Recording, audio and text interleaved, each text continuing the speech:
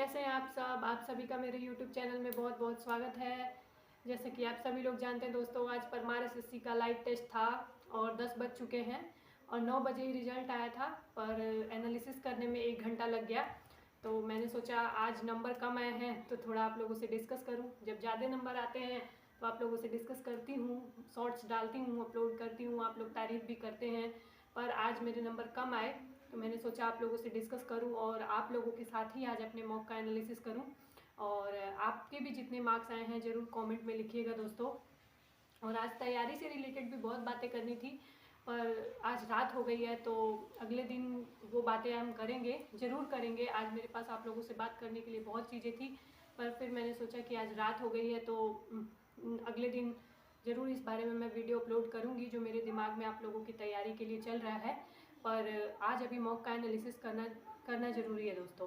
तो परमार एसएससी के मॉक में मेरे 148 मार्क्स आए, काफ़ी सारे क्वेश्चन सिली हो गए।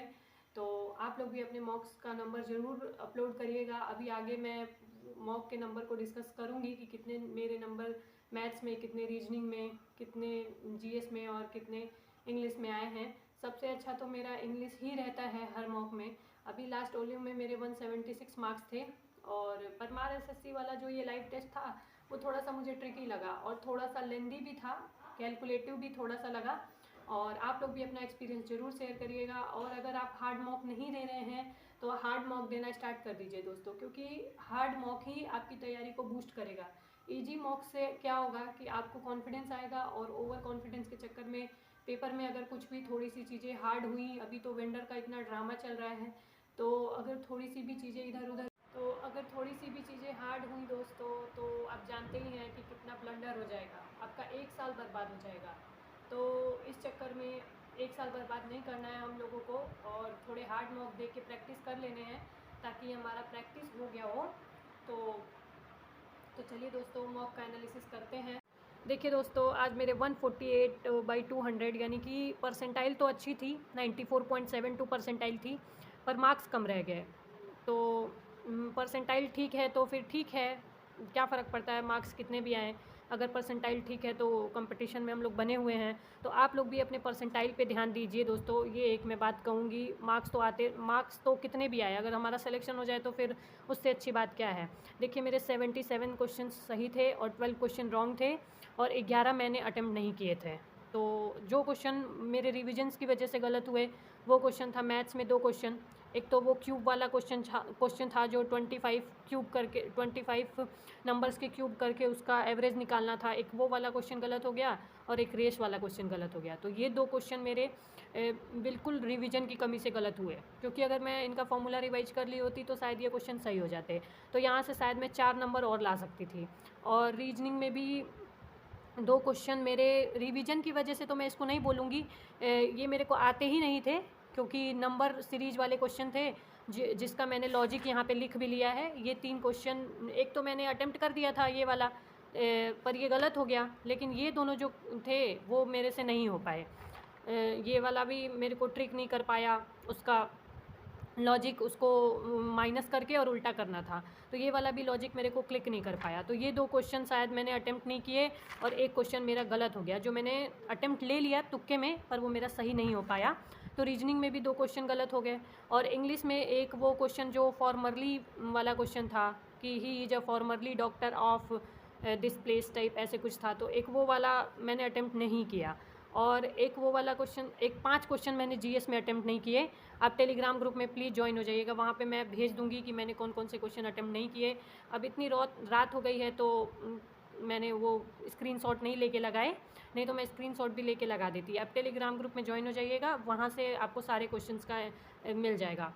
और उसके बाद से 2 क्वेश्चन मेरे सिली मिस्टेक हो गई, जैसे एक वो पाई चार्ट वाला क्वेश्चन था, परसेंटेज निकालना था, वो वाला क्वेश्चन मेरा गलत हो गया पाई चार्ट वाला।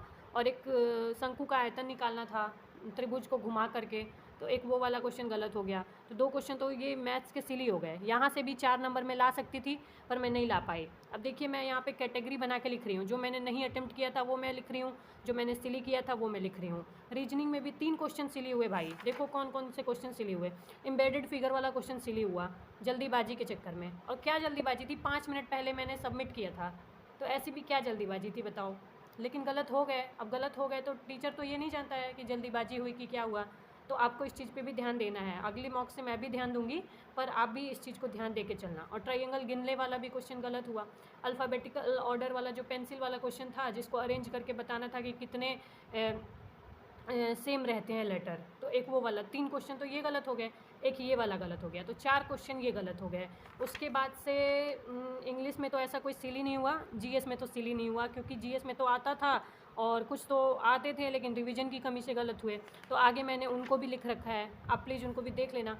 5 क्वेश्चंस मैंने लिखा है कि आते हुए ही गलत हुए, थोड़ा सा ट्रिक अगर भी लगाते इधर उधर का तो सही हो जाता।